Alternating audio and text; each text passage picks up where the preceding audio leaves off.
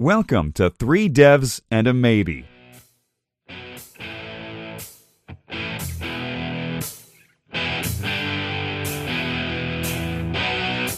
Now introducing your show hosts, Michael Budd, Fraser Hart, Lewis Gaines, and Ed Mann. Hello and welcome to another episode of Three Devs and a Maybe. My name's Ed Mann and today we're joined by Colin Hardy. How you doing, Colin? Hey, Ed. So a couple of weeks back now, actually, a new malware threat occurred named WannaCry, and it got lots of press, particularly in the UK, due to how it affected the NHS. Me being a geek, I was very interested in how this malware was composed and like what the sum of its parts were. And so I took to the YouTubes and took some blog posts and stuff. And actually, one of the YouTube videos that I found really valuable was actually from you, Colin, and it very surgically almost dissected, how to deal with kind of analysing this malware and check for behavioural analysis of it. And yeah, I thought it'd be really interesting to maybe try and get you on the show and, we discuss the field that you're in, cybersecurity. That's really kind. Yeah, excellent. Definitely the WannaCry situation was something which kind of focused everybody's minds in terms of cybersecurity and how important it is in organizations and also from a kind of end user standpoint as well. So definitely a fun time to be in the industry, put it that way, but obviously not so fun if you're on the receiving end of malware like that. It can be pretty chaotic at times. But yeah, thank you. I think the video you watched would have been me analyzing one of the samples, probably having had the sample in my hands for about 10 minutes. So it's probably not the most professional of videos I've ever put together, but I appreciate the plug nonetheless. So yeah, good. I think it was great how you broke down the sample, and even calling it a sample shows how different the world you live in is. Yeah, I also think, you say that, the WannaCry crisis did highlight the value of what you do. And it's unfortunate that it takes a big crisis like that to actually appreciate it. Obviously, day to day, people don't really realise how much work actually goes into, the protection that, that is required. We're really interested, actually, to know, how and what got you interested in cybersecurity. Yeah, good question. I've always had a kind of technical background from growing up with computers, and I think I was probably a bit of a pain as a child. So my mum and dad gave me a computer to go and play in the corner with, and kind of break and put back together, etc. So that was fun. And then always messed around with a little bit of coding as well. And I know plenty of people in cybersecurity that have never coded anything in their lives, and they're exceptional people at what they do. So it's definitely not a kind of prerequisite. But my kind of avenue in was writing some Excel macros. I was always that guy at school or that guy at work who was good at writing macros, that kind of thing. And that was quite useful, actually, maybe sort of 10 or 15 years later when I did break into cybersecurity, because a lot of the malware is actually delivered via malicious macros within Word docs or Excel docs. So being able to kind of reverse engineer that kind of code is actually pretty useful. So that kind of stood me in good stead a little bit. But I think always having that kind of computer science and coding interest. And it was definitely one arm. And the second was I grew up in a household which was very police orientated. I've got a family full of police. My dad was a hard-nosed policeman from Liverpool, and I grew up with stories of criminals and the underworld and all the rest of it. So having that kind of investigative mindset as well, and being interested in that side of the world was something which has always appealed to me. And the fusion, I guess, between computer science and investigative work would be the area of cybersecurity. So it was a very natural fit for me to get into. Yeah, absolutely. If you're really interested in like the investigative and the code side, this really does kind of blend those two together. Absolutely. And it's massive as well, in terms of the organizations that are out there at the minute really investing in cybersecurity. The areas you can get into are so diverse.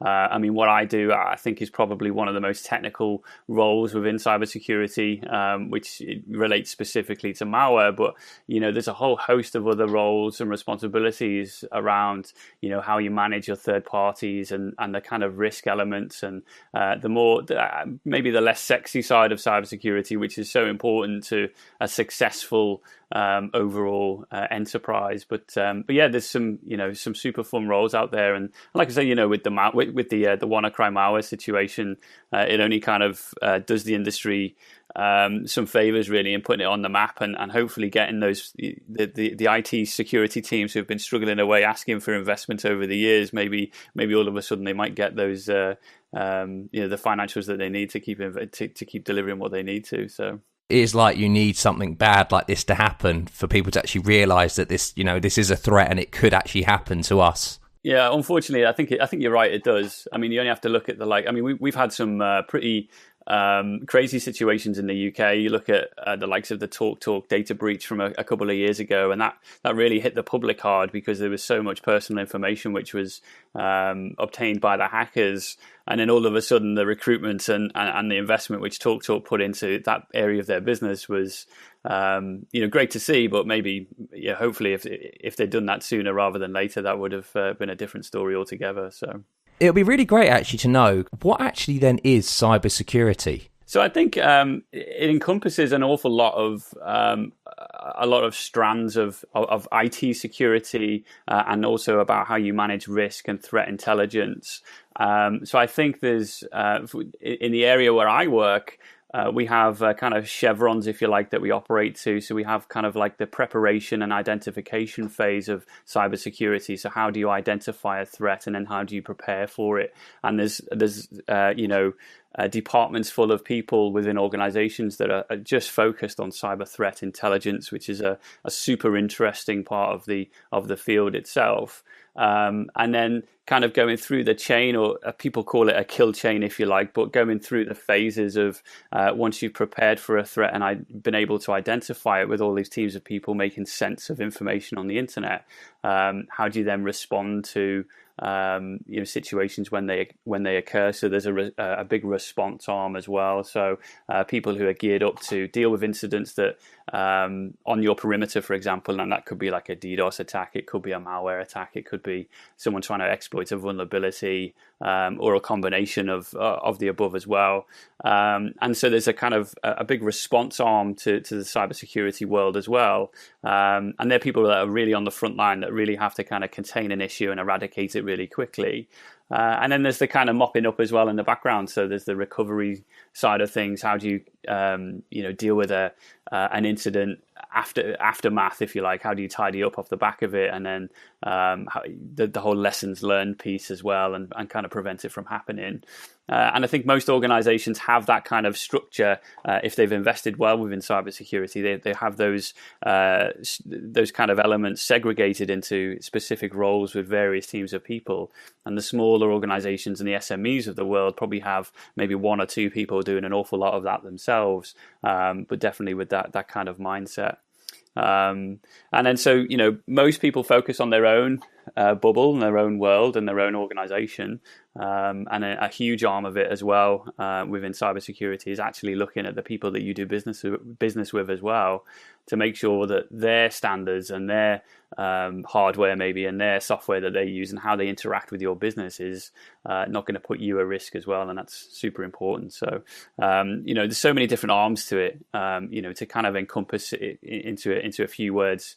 It's quite difficult. It's just a massive shift from the likes of the IT securities of the world, how it used to be, into now what is fully fledged cybersecurity teams that are operating around the globe. So in fact, if you look at the WannaCry situation recently, how it propagated around the internet so quickly was probably to do with how businesses were connected together in the background. If you infect one business, well, how all of a sudden did the NHS become infected when, Telefonica and other businesses in Europe were affected? Well, the chances are that there are interconnecting devices along the way of businesses which, are connected and are sharing data and have, applications which feed other systems. And along the way, the networks are actually joined up when you look at it from a map perspective. So, yeah, really interesting.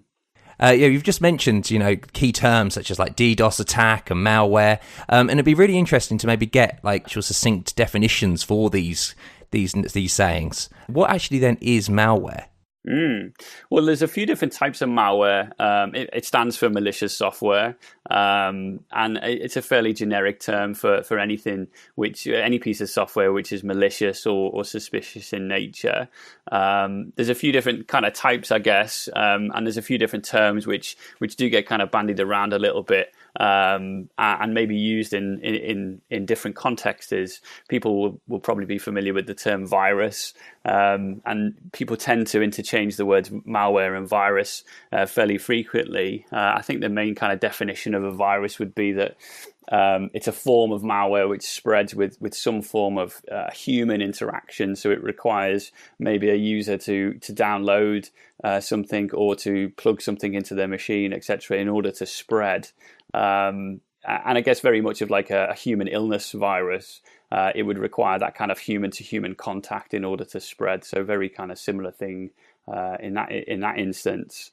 And probably the most famous virus, if you like, would be Stuxnet. And people may or may not be aware of that, which was a very popular malware, or piece of malware rather, which was only prevalent just a few years ago in the Iranian enrichment world, and very much a government-sponsored, or likely to be a government-sponsored piece of malware, which was distributed with the sole purpose of taking down Iran's nuclear program. And that was through some form of human interaction. The kind of machines that this particular piece of malware was designed to infect were air-gapped for the internet. They weren't, connected to the internet directly for an attacker to go and interface with an attack. It required some form of human interaction, and in this case, it was actually a USB stick which was plugged into one of the machines inside the enrichment facility.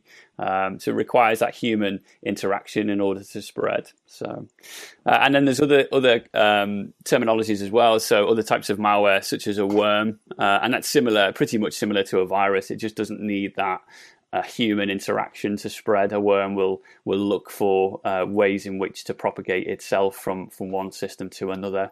And WannaCry was a very good example of that, actually. Just because of the exploits it used. Once it was on your machine, it would then, on the one hand, it would create a thread and encrypt all of your files, and on the other hand, it would create a thread and go looking around your network internally and externally to try and infect other machines as well without any interaction on your behalf. So that kind of encompasses what a worm element would be. And then people may again be familiar with the term Trojan. Probably harks back to the famous Greek Trojan horse story, where it's malware which is maybe looks non-malicious on the outside, but actually what it's doing under the hood is definitely suspicious and malicious. And my favorite actually kind of a piece of Trojan malware that I deal with quite frequently is called Banload, and it stands for Brazilian Brazilian banking downloader, and it's a banking Trojan which is designed to kind of infect your machine and sit in the middle of your internet connections and sniff out your banking credentials, and then it obviously kind of uses that and pipes it back to the bad guys for them to go and use in their malicious activities. But the way in which Banload operates is actually pretty interesting under the hood. But it looks like relatively friendly malware on the outside, but actually what it's doing is pretty sinister underneath. So yeah, it kind of encompasses what a Trojan is. And I guess that the last key one that springs to mind would be ransomware, and again WannaCry, the most recent famous example of that would be a piece of software which encrypts all of your files and folders and precious documents to hold you to ransom for payment. Usually there are a few strands of ransomware which don't demand any payment. They would actually just maliciously encrypt all of your files almost for fun, or for the destructive element of it, but still classed as a ransomware nonetheless. So. And actually, you mentioned the Trojan there, the banking Trojan, and actually you have a really interesting article write-up on that on your blog, and I'll definitely put that in the show notes. Yeah, thank you. It's interesting because the reason why I find it so interesting is actually the malware is fairly generic. What it does isn't actually particularly groundbreaking, and it injects into a few processes and kind of sits behind the scenes, which a lot of malware does. But it's the delivery method which these Portuguese threat actors use. to kind of get the malware onto the machines in the first place. But then it's really analysis aware, so it's very difficult to analyze. I can't actually run the malware in my environment because it knows it's being analyzed, and it knows it's not in a Portuguese machine, and it knows it hasn't got various bits of software installed. And the first thing it does is it goes looking for that stuff before it infects your device, because it's targeting a very specific set of users in Latin America usually. So to actually get it to play ball and to find out what the network indicators are is pretty difficult, when we had to write a custom kind of decryptor for it to kind of find out what the real code was doing under the hood. So yeah, pretty interesting stuff. Am I right in thinking then the actual WannaCry malware, taking that as an example, so it would be, and initially it would have been a Trojan because it would have been maybe hiding in a PDF, and it's a PDF exploit, someone had to click on it in an email, and then it turns into a worm through like using the exploit like the SMB exploit? Yeah, kind of. So I think how it actually, they call it patient zero. So who was patient zero, the first person to be infected with WannaCry? And that's an unknown fact at the moment. So nobody knows exactly where it started from. Could you actually find who actually was then patient zero? I think it's very difficult, and it's more the antivirus companies who get together and who have data on endpoints maybe that have this kind of data available to them. And when did they see this characteristic of software being run on various machines at various times, etc., to kind of piece it together. Exceptionally difficult in this situation where it's spread so fast as well. I don't think we'll ever get to the bottom of it, if I'm honest with you. The original delivery method, there was quite a few conflicting views to begin with, because actually when WannaCry came out, I think literally within 24 hours, there was another strand of ransomware that came out as well, which was called JAF, JAFF, and that was being delivered via PDF. So you would have an email with a PDF, and then that PDF would then implement the kind of ransomware elements. And that was a completely separate campaign altogether, but definitely confused people because it was quite a large campaign that people thought the WannaCry stuff was being distributed via PDF, when in fact there's absolutely no evidence it was distributed via email whatsoever. The likelihood is it started off via the SMB exploit. So we go back to the shadow brokers, which is this mysterious threat actor group who've dumped these, or managed to get hold of these NSA hacking tools, which were then used. Part of those tools were these SMB exploits, one of which was called Eternal Blue. And that probably was the first way of infecting patient zero was to knock on the door of their perimeter with this SMB exploit. And once it infects the machine, it delivers a payload called double pulsar, which then it kind of opens a bridge, if you like, between the attacker and the victim, and they can pull additional malware. Effectively, whatever the bad guy wants to deliver, it can send across the channel. And in this case, it sent across WannaCry. And once it's on the machine, it carries with it this kind of outer shell of, okay, on the one hand, I'm going to infect your machine and encrypt all of your files, and then on the other hand, it's going to use the same exploits and the same method of propagation that it used to infect in the first place to then go and bash around your internal network, and also use you as a kind of bot to infect other people on the external network as well. So yeah, super interesting and ridiculously powerful. Yeah, highlights how connected and interconnected we actually are. Which is a pro and a con, and for these attackers, it's a very it's a very scary attack vector that they can actually exploit. Yeah, it is scary. This was, and also I get the fact that government states have to have this kind of malware under their in their arsenal to fight against the bad guys, etc. But the way in which this Eternal Blue and this double pulsar and all the other weird and wonderful terminologies that are used for these exploits, with the way they kind of came about was so interesting. From if you worked in the cyber threat intelligence world, things have been on fire over the last 12 months with the shadow brokers data dumps that have been coming out. They're a very clandestine group. A lot of people putting them back to either Russia or North Korea, which probably everybody does with everything nowadays, to be fair. Just the kind of the story of how they were actually trying to sell the exploits in the first place to the highest bidder, and didn't really get any bids whatsoever. And in the end, probably after about a year or so, just released them into the wild anyway, which was April of this year. And then once that malware was released, people like me and other security researchers and the AV companies and all the rest of them were just kind of spent our time poring over this malware to find out what it was doing and what it was designed to. How it was designed to be used, and it's super interesting. It seems like if this is indeed the NSA's toolkit, and this is only a kind of drop in the ocean, so we're told, as to what the shadow brokers have got access to. They have some amazingly powerful bits of code which they can use, and obviously got some exceptionally talented people working for them that actually write these things in the first place. So you mentioned network indicators there, and actually analysing these malware samples. And I'm just wondering if you could maybe give a high-level overview of how you actually go about analysing these samples and the diagnostic tools, etc., that you use.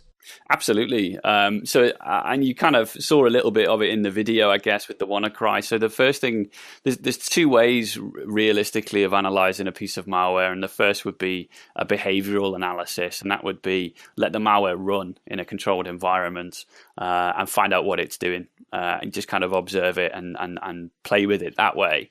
And so from a behavioral standpoint, I'd be using tools which monitor the processes on the system.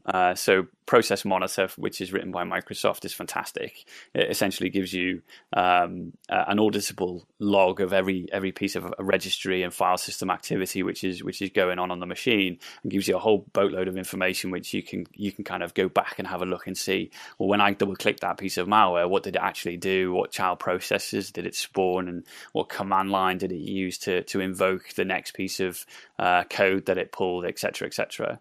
So that's a really key tool. And actually, one of the other tools I use is called Process Hacker, and that allows me to kind of see processes in flight in real time, and I can pause them if I like, and then I can go and poke around the memory and see, in terms of what it might have unpacked itself in memory. I could get some network indicators out of the strings in the memory and things like that. So I can kind of have a little bit of control over the malware and let it flow and pause it and run it again at certain times that I see fit.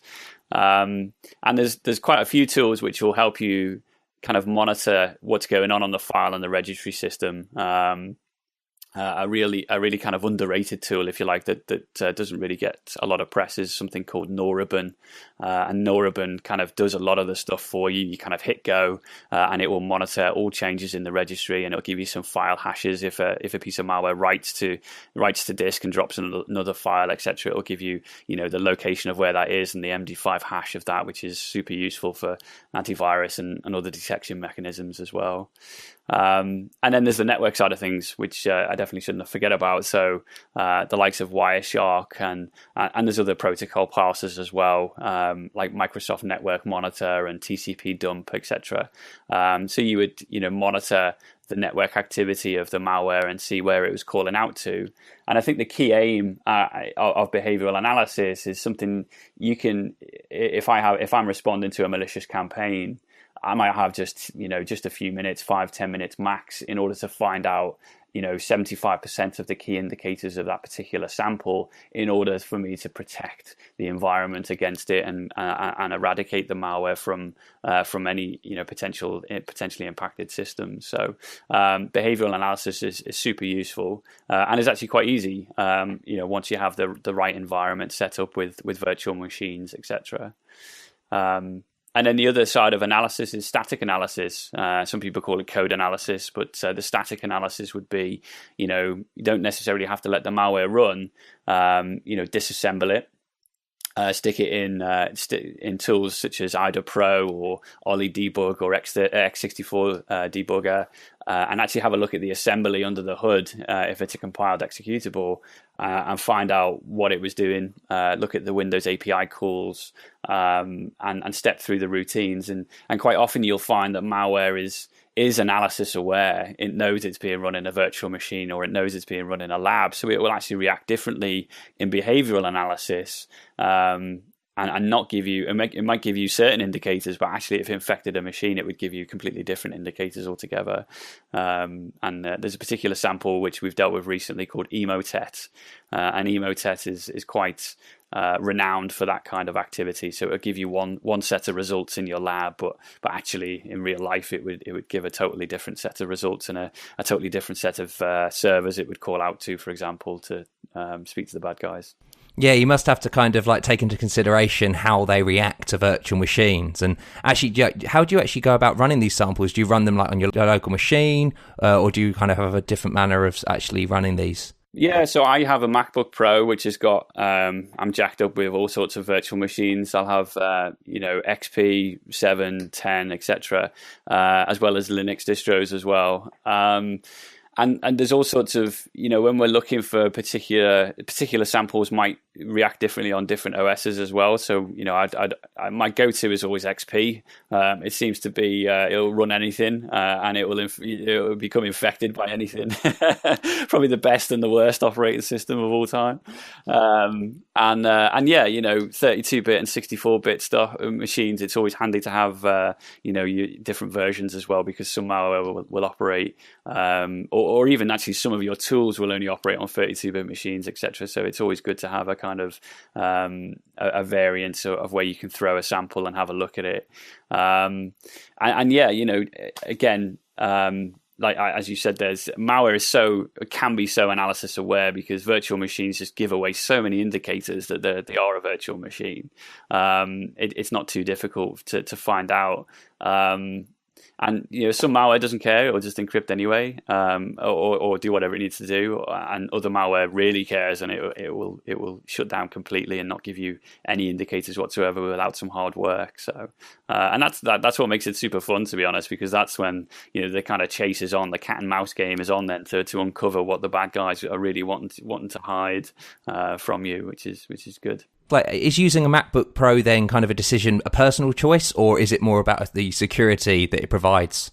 In my head, it was, and so we have, I use sandboxes as well for automated analysis. I must mention that as well. So, and they're super useful. A free one, which a lot of people use on the internet, is Cuckoo Sandbox. And there are many AV suppliers who have their own corporate versions, which kind of build upon the same kind of technology as well. And I use a few of them because, again, they get different results. So the automated analysis is definitely something which is super useful. And that can just give you a lot of indicators very quickly without you necessarily having to dig deep into the malware.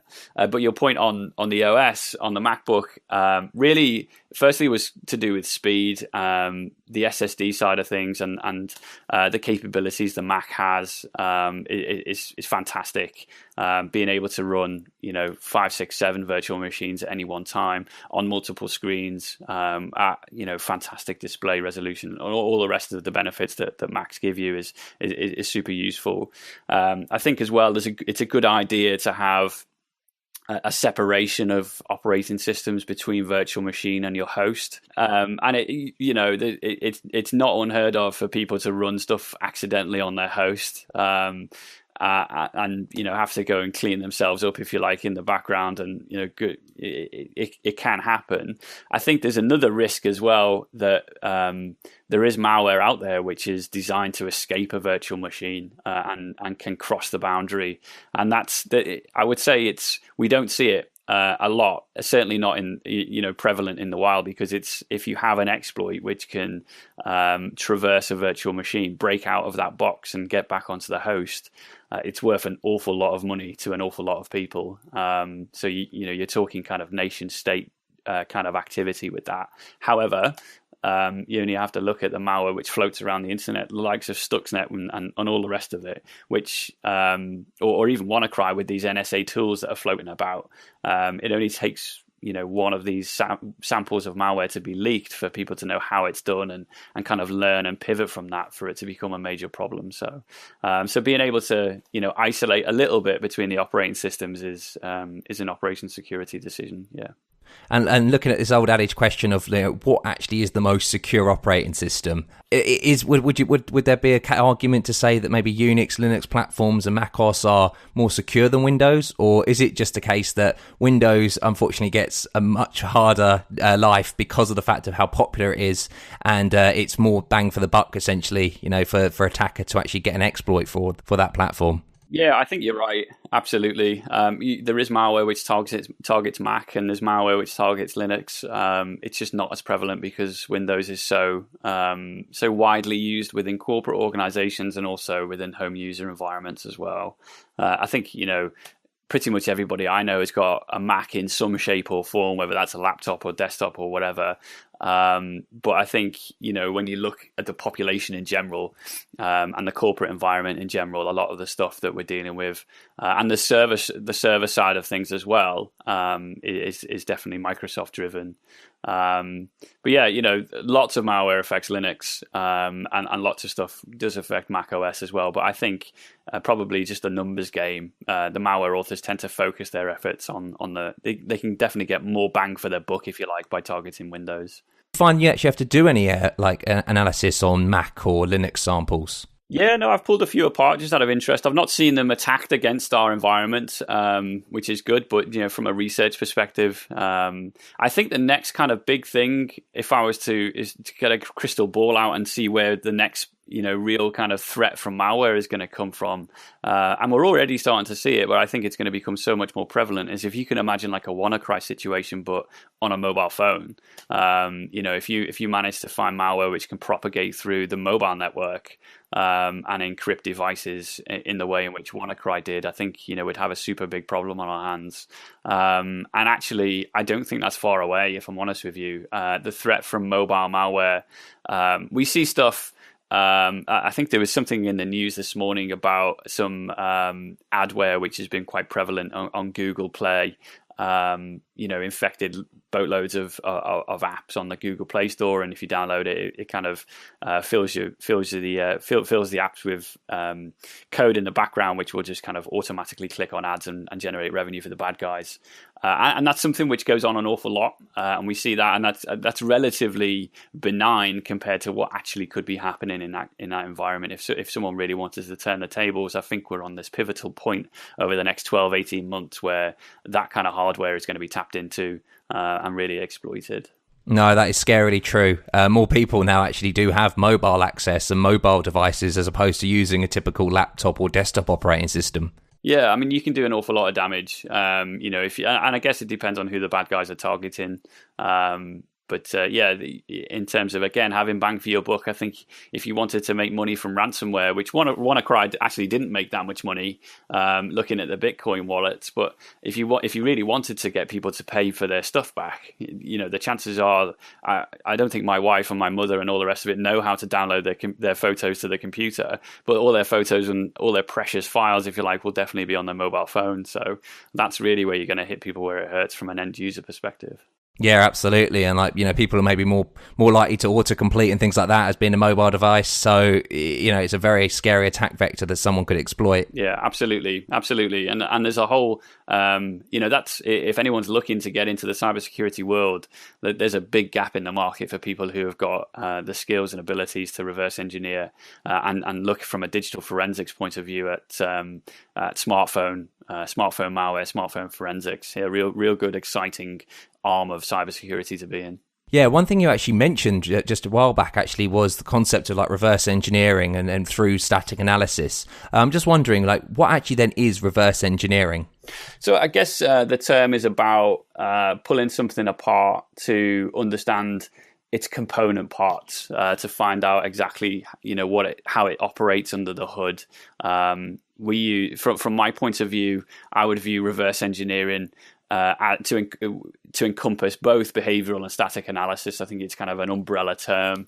I think in the technical world, people, if you were to talk to more technical people about reverse engineering and what it entails, they would say, yeah, it's about sticking a binary in a debugger and walking through the machine code almost to see exactly what each assembly instruction is doing to understand something in its component part.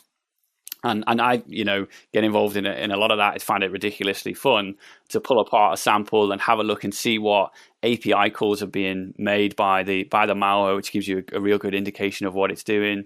And then look at the kind of routines, and also from a threat intelligence perspective. And here's a great piece of, again, a great kind of armor, a piece of work which people do, which crosses from malware reverse engineering into threat intelligence, is looking at how code is reused between threat actors. So, where the bad guys have one sample and it's out there floating around the internet, some of that code might actually be reused a couple of years later, or what have you, in a completely different environment by completely different threat actors, and you can link the two together from the heuristics from the code underneath. So that's a super interesting arm, again, of cybersecurity to get into the malware research elements, which is very prevalent. I think we saw, in fact, I'm kind of thinking out loud with Stuxnet and all those related malware samples, there was some tie back to a group called the Lazarus Group, who are a threat actor group, again linked back to North Korea, which pretty much everything is nowadays. But some of the code that was used and the routines that were used under the hood were actually found in a very famous malware situation back in 2016, which was called the Bangladesh bank heist, which was very prevalent in the news, where some malware guys managed to break into the SWIFT platform of the Bangladesh bank. I think they're called the Bangladesh National Bank, but they managed to break into their SWIFT environment and controlled and made some fraudulent payments to the tune of just under $1 billion, and got away with a fair percentage. I think there was roughly 100 million, which was unaccounted for, but the rest of it was managed to get stopped. But even so, a fairly decent payday. But some of the code that was used in that Bangladesh bank heist, again, when people look at it from a disassembly level and have a look at those machine instructions, can tie it back to some of the code that was used way back when in stuff which is linked to Stuxnet, etc. So you can start to see the state, the kind of nation state threat actors that are involved and where they link to. So yeah, super interesting. Yeah, absolutely. Good code is good code. And who's to say, maybe one of these horrible actors actually is using code just to try and incriminate other people, reusing code from other people's to try and get them to take the blame. I think there's an awful lot of that goes on, without a doubt. And it would make sense I only know from my own personal coding skills how much I copy and paste off Stack Overflow, that it makes sense for bad guys to do the same thing effectively. If they see something working really well for a piece of malware, they're gonna use that themselves, without a doubt. And if that puts the blame on somebody else, then that's good for them, I guess. And it's actually very interesting to kind of work out the reasoning behind why someone actually would carry out such an attack. You've mentioned there's state attacks, and typically some people, would do it for the lulz in quotes, So, do you find there's a specific trend towards, maybe it's more money incentives, more state incentives, or more for the sheer fun of it?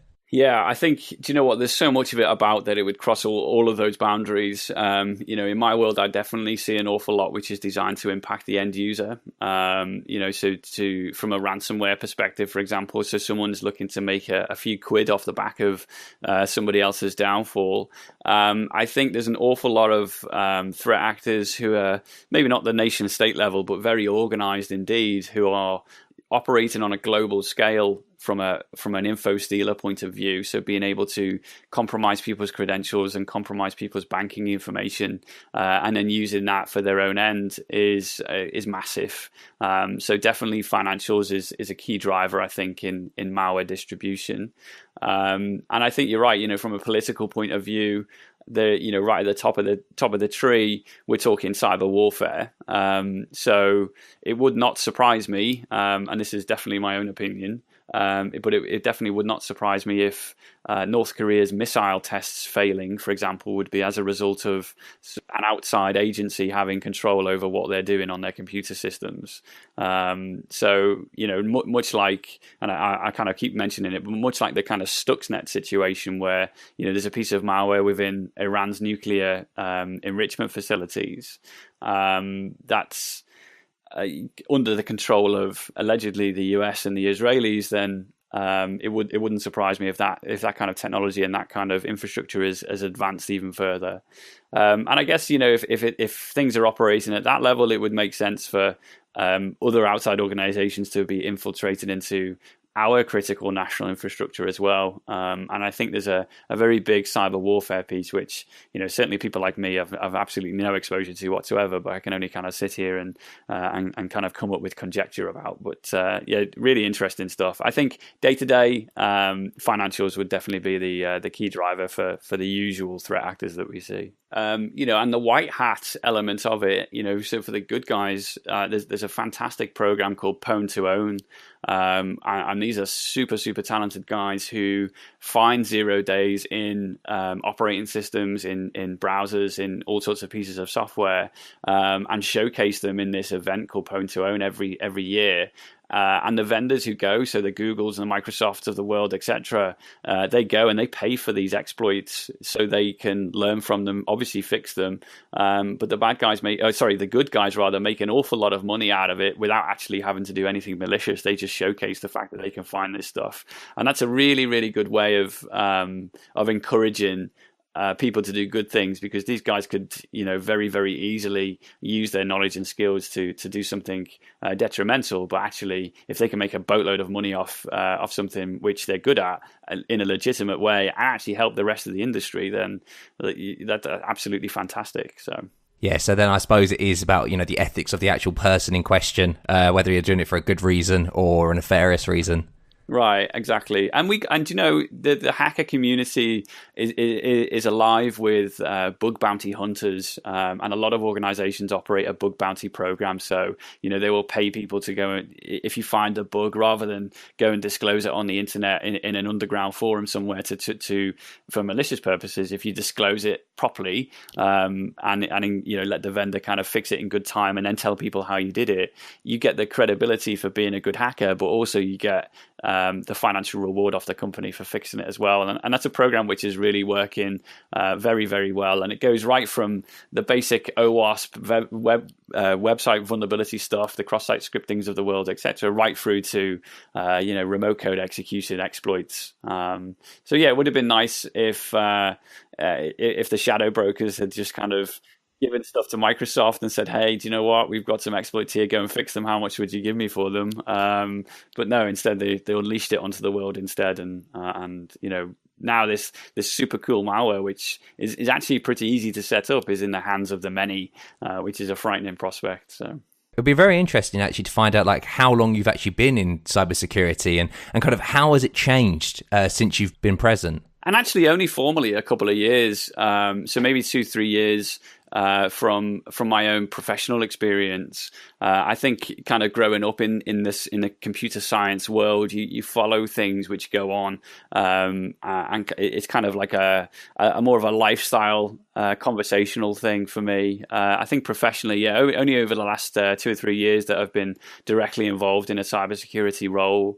But even in that space of time, as you say, things have developed so much where organizations are investing a lot. I think the financial institution world have invested an awful lot of money to protect their intellectual property and their customer data. Maybe a lot longer ago than maybe other organizations have. And I think it does take, unfortunately, some of these incidents like the talks of the world or like the WannaCrys of the world to wake people up a little bit and then throw a little bit of investment at the industry. But over the last kind of 5 years or so, that's been very prevalent. And, I get contacted almost weekly by recruiters who are looking for people with skills for malware reverse engineering and cybersecurity, incident response, etc. within Great Britain. I think there is a real big demand for people who can show an interest and show some passion in this world. So. The developer inside of me actually would like to know kind of, the languages and the attack vectors that are kind of being, taken at this time. I noticed on your blog that you posted a very interesting article about JavaScript and how that's being used. And I'm just wondering kind of, what are the general attack vectors and languages and kind of applications that are being attacked at this time? Yeah. So, I mean, from a distribution point of view, we see malware being delivered predominantly via email, and then also from like a web exploit. So it could be like an exploit kit on a website, or you go to a website and it encourages you to download some malware. But predominantly, this stuff is being delivered via malicious emails, and that could either be it has an attachment on the email, or it has a link to download some malware. And actually, I find that this part of the chain of malware the most interesting. The malware themselves, the families and what they do are fairly generic, if you like, when you examine them. But actually, the delivery methods of how the bad guys get them onto your machine in the first place is something which I'm always impressed by, because the weird and wonderful ways in which they try and evade antivirus, for example, is ever changing, and always presents a challenge to the analyst to have to reverse engineer their code to find out what they can do. JavaScript is really interesting. I like JavaScript. I've programmed in JavaScript for a number of years now, and just fooled around with it. And I think really what kind of did me a lot of good favors was, and probably still does, is that the code that I write is probably really bad. So I spend an awful lot of time Googling other people's code and picking apart what they do and how they solved a particular problem or wrote a particular function or whatever. And it kind of gives you a good mindset then for when you have a piece of code in front of you, having to pick your way through it and how to debug somebody else's code, which no one likes to do anyway. I would imagine not anyway. And it can be quite challenging to understand somebody else's thought process. Well, the bad guys kind of take it to a new level and hide everything from you. So they will obfuscate all their variables. They will split strings across, all sorts of arrays and weird and wonderful encryption and encoding mechanisms, to hide the data, and it is amazing. It's a science on its own. So usually, what I find, and one of the blogs that I did was about an Emotet downloader and an Emotet dropper. So the Emotet malware is a banking Trojan, and it's fairly generic, and it's a little bit boring to talk about. What actually was interesting for me at that time is if you clicked the link in the email, it would pull down a JavaScript file, and it would expect the user to double click that JavaScript file, and then would obviously execute on the machine. And depending on which version you had, so one version of this JavaScript file would reach out to the internet and pull down a binary, which would be the malware, and would then run it. So it would, go to a particular website, download it, save it to your temp directory or wherever, and then execute the exe under the hood. So just by double clicking the JavaScript, you're infected with the binary, with the malware itself. And then the other side, the other sample which we had a look at was a JavaScript file which actually had the code, the bytes for the malicious executable built in, and it would drop it to the system.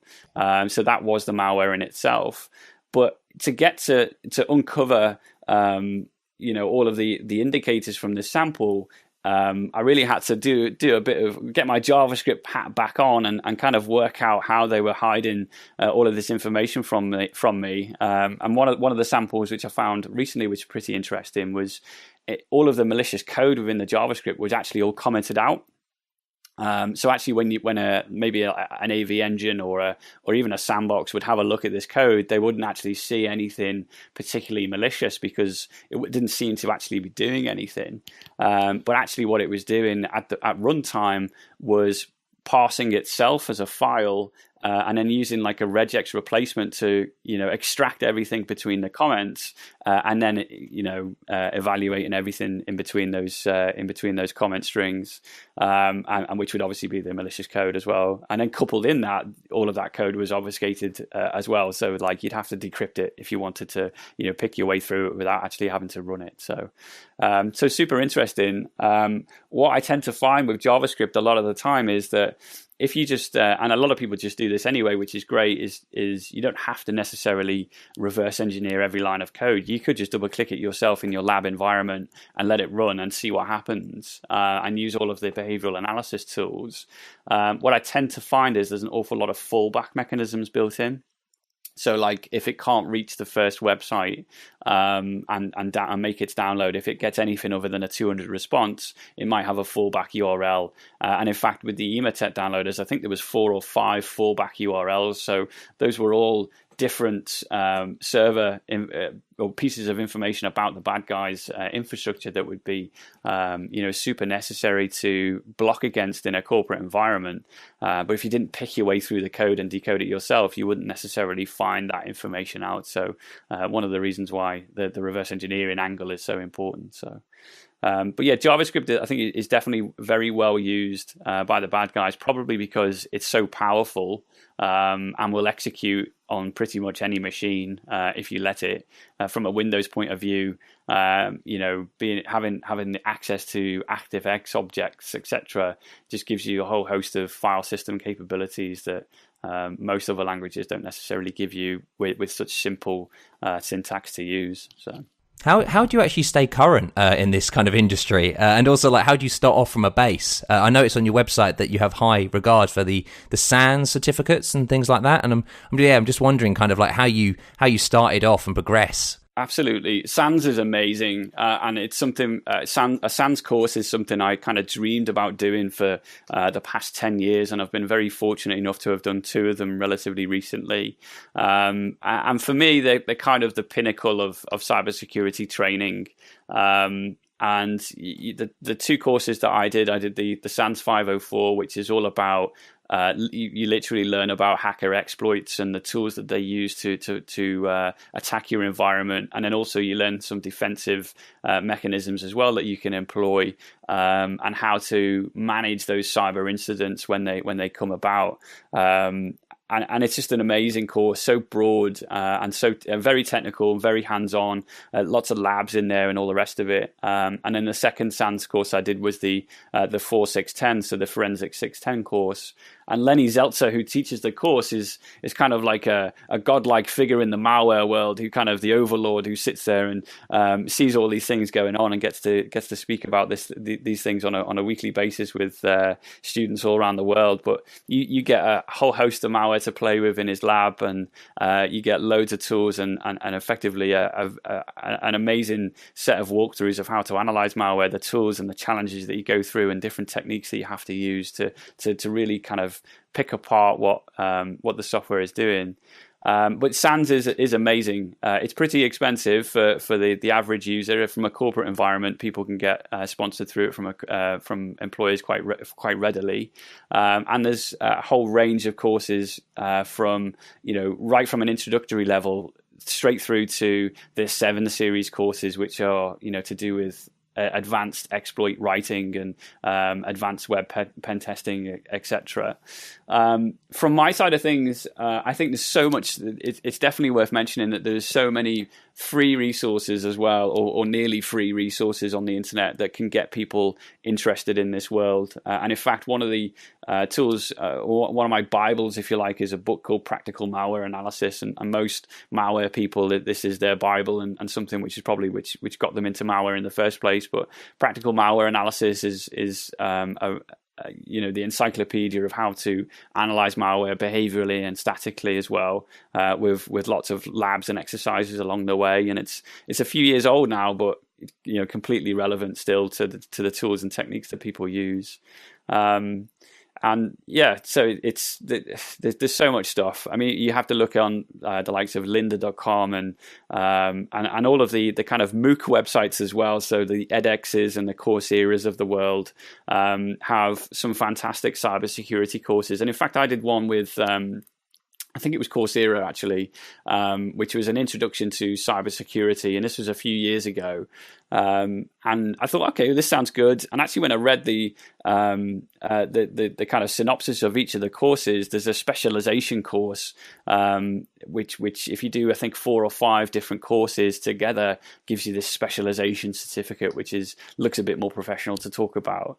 And it covers stuff like, you're writing software to carry out buffer overflows and things like that, as well as looking at the human element and how to train people properly, and then looking at the regulatory and the legal side of things, and then also looking at the crypto, and a whole kind of breadth of courseware. And I think each course was about 50 quid, so so very accessible for people, and these are taught by some of the top universities in the US. So loads of places that people can really tap resources and get into the field if they haven't already. Oh, I'll definitely put those in the show notes. And yeah, Colin, thank you so much again, man, for coming on the show. It's been really interesting, dipping our toe in the cybersecurity waters. It's been absolutely fascinating. My pleasure. It's been great to speak to you, and thank you for giving me the opportunity to come and speak to you. Audience, it's been another great episode, and we'll speak to you again next week. Goodbye. You've been listening to 3 Devs and a Maybe. You can contact us at contact@3devsandamaybe.com or follow us on Twitter at 3 Devs and a Maybe.